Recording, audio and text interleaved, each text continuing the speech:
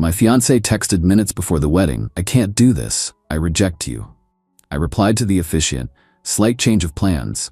Then I announced her rejection, turned the wedding party into a celebration of dodging a bullet. 72 hours later, she was frantically begging for another chance after her escape plan failed.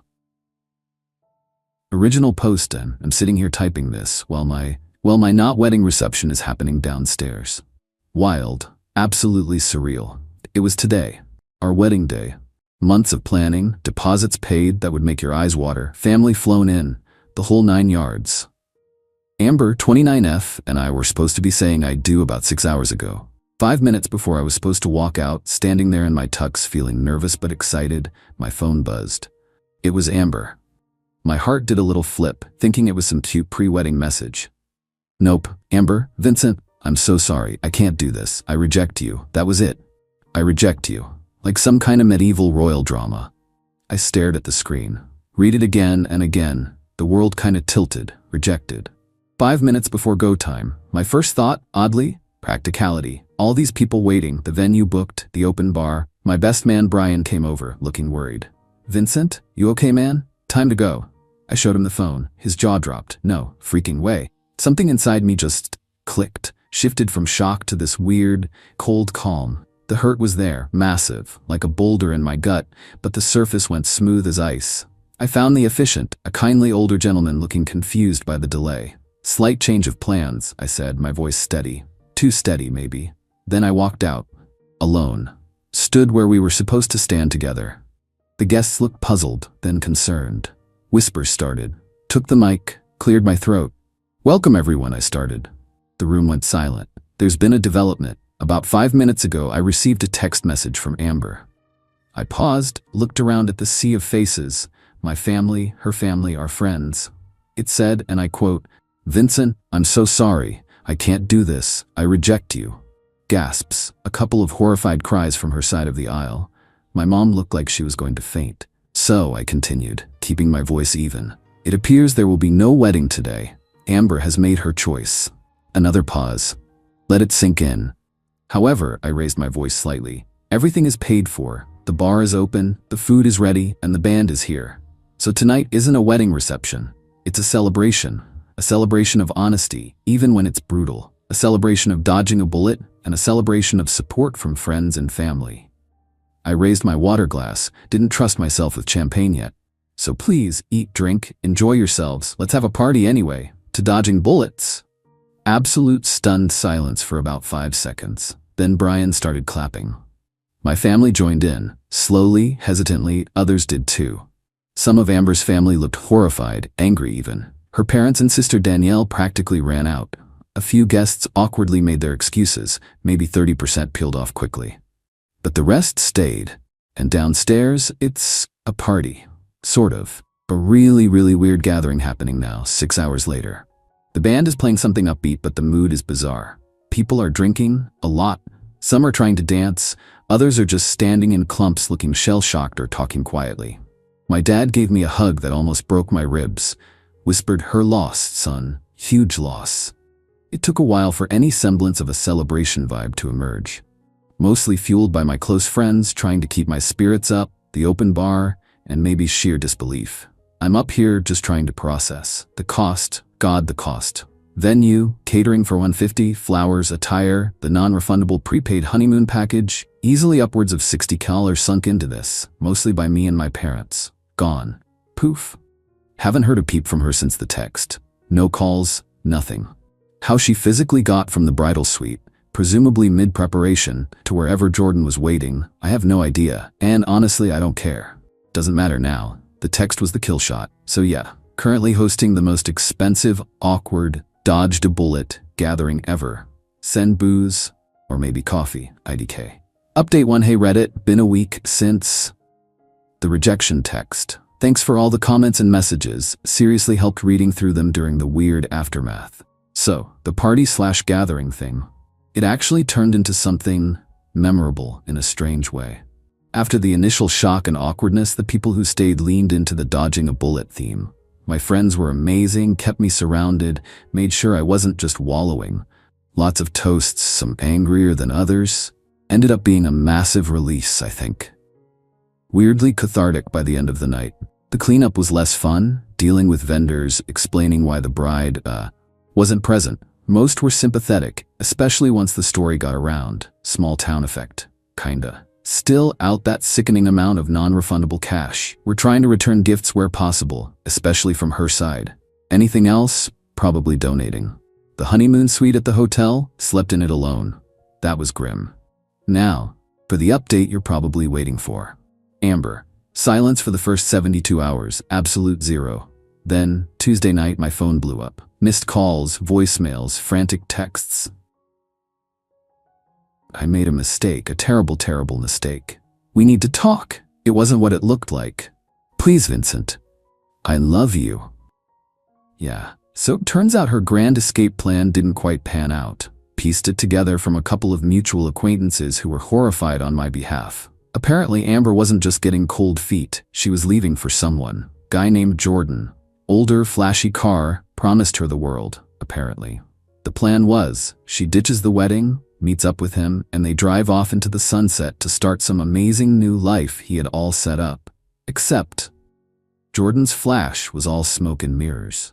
The amazing new life involved him expecting her to bankroll things once her rich husband, aka me, was secured and presumably paying hefty guilt money or alimony down the line. When it became clear there was no rich husband, only an abruptly canceled wedding and a very pissed-off groom, Jordan reportedly lost interest fast. Ditched her at a gas station somewhere 3 states away by Wednesday morning, according to one source. Brutal. So now the desperate calls. I answered one yesterday. Morbid curiosity, maybe. Vincent? Oh, thank God. Sobbing, hysterical. Amber? Just flat. Vincent, I messed up so bad I wasn't thinking. It was the stress, the pressure. Jordan meant nothing. Please, we can fix this. We can just reschedule. Tell people I had a panic attack. The sheer audacity, the entitlement. Thinking she could just slot back in after detonating everything. Amber, I said, keeping my voice level. You texted me minutes before our wedding. You wrote, and I quote, I reject you. You had a bag packed and a guy waiting. There is nothing to fix. We are done. No, Vincent, don't say that. It was a mistake. I love you. More sobbing. Your actions say otherwise. You made your choice. Jordan didn't work out, so now you want your safety net back? No. But where will I go? What will I do? The panic was real now. The consequences were landing. That sounds like a you problem, Amber, not mine. Not anymore. Hung up. Blocked her number. Then came her sister Danielle. Called me spitting fire. Vincent, how dare you humiliate her like that? Announcing her text? Turning it into a joke party? She made a mistake. She was stressed. Danielle, I sighed. Tired of this already. She rejected me minutes before the wedding via text to run off with another guy who then dumped her. Announcing her exact words was transparency, not humiliation. The party happened because everything was paid for. She blew this up, not me. You should have protected her. Forgiven her. Forgive her for planning to ditch me at the altar for someone else? Protect her from the consequences of her own actions? Are you hearing yourself? She needs help.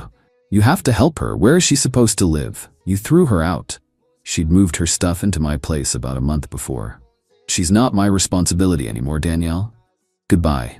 Blocked her too. Dealing with the practical fallout now. Sent her belongings to her parents' house via a delivery service. No way was I having another confrontation. The honeymoon, that 2-week all-inclusive trip to the Maldives I mentioned, the 18-car chunk of the total 60K plus loss, is non-refundable. Called the agency. Apparently, I can change the name of the second guest or get travel credit. Thinking about that, feels like I aged a decade in a week. But also, lighter? Definitely dodged that bullet. Update 2. Okay, read it. Month out from D-Day, dodged a bullet day. Things got predictably messy, then settled into a new kind of annoying. The rumor mill started churning, obviously fueled by Amber and Danielle. Suddenly, I was hearing whispers that I was the bad guy. Apparently, I was controlling, put too much pressure on her, and secretly called off the wedding myself, but framed her. The text? Oh, that was taken out of context or sent under duress. Seriously. Some people actually bought it. Mostly her distant relatives and friends who weren't close enough to know better. Lost a few Facebook friends over it. Oh well. I didn't fight it publicly. just calmly told anyone who asked directly. She texted me, "I reject you," 5 minutes before the wedding and left to be with someone else. That plan failed. These are the facts. Showed the text to a couple of key people who needed to hear it straight. Most people saw through her BS. Then came the demands. Texts from new numbers, emails, even a letter from her mom. They wanted compensation. Compensation for the wedding planning emotional labor she put in.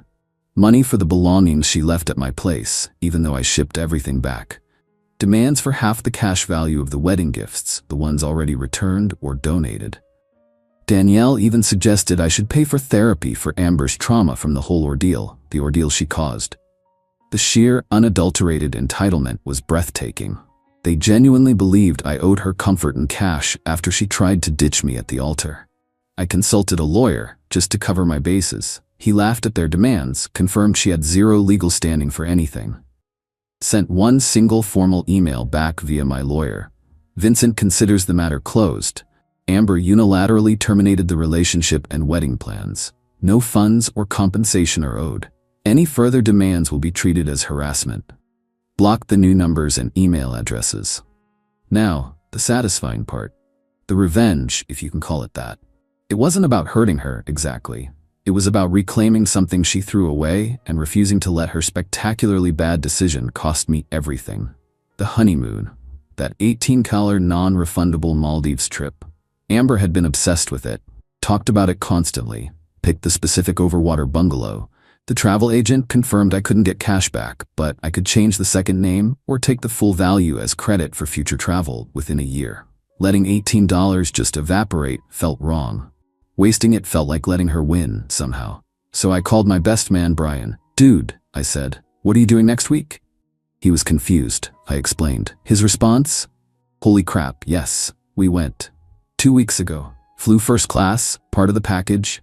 Stayed in that exact overwater bungalow Amber picked out. Went diving, drank fancy cocktails, enjoyed the sun. Didn't wallow, didn't even talk about Amber much after the first day. Just enjoyed a ridiculously luxurious trip that was meant for a different life." The day before we left, I posted exactly one photo on my private Instagram. Just me and Brian, grinning, holding cocktails, stunning blue water behind us. Caption, "Making the best of an unexpected situation, paradise found." Didn't tag anyone, didn't mention weddings or bullets, but I knew Amber or Danielle or her mom would see it eventually. And they did.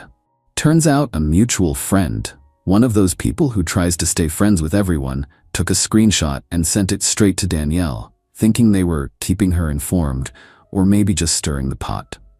Predictable drama ensued. Heard through a reliable source, Danielle went ballistic when she saw it. Apparently, Amber cried for hours. Not tears of remorse, mind you. Tears of frustrated entitlement. How dare I enjoy the honeymoon she was supposed to have? Yeah, how dare I? Final update. Hey all, time for the final chapter on this whole saga. It's been about 4 months now, and the dust has well and truly settled. The demands stopped completely after my lawyer's email. Guess the reality that they had zero legal standing finally hit home. The smear campaign fizzled out too. Turns out, when your story is full of holes, and the other person just sticks to the verifiable facts, the text, the timing, the other guy, it doesn't have legs. So, what happened to Amber? Heard it all through mutual friends who kept me loosely updated. Mostly out of sympathy for me, I think. After Jordan dumped her and she realized I wasn't taking her back, she stayed with Danielle for a while. Apparently, it was a disaster. Amber expected Danielle to basically be her new support system, emotionally and financially. Didn't look for work, complained constantly, treated Danielle's place like a hotel. Lasted about 2 months before Danielle kicked her out. Sisterly love has its limits, especially when your sister torpedoed her own life through sheer selfishness. Amber ended up having to move back in with her parents. She apparently found some low-level admin job, but is constantly complaining about being broke and how unfair it all is. How I ruined her life. The victim narrative is still going strong in her head, apparently. Zero accountability. Zero remorse. Just bitterness that her grand plan failed and she's facing consequences.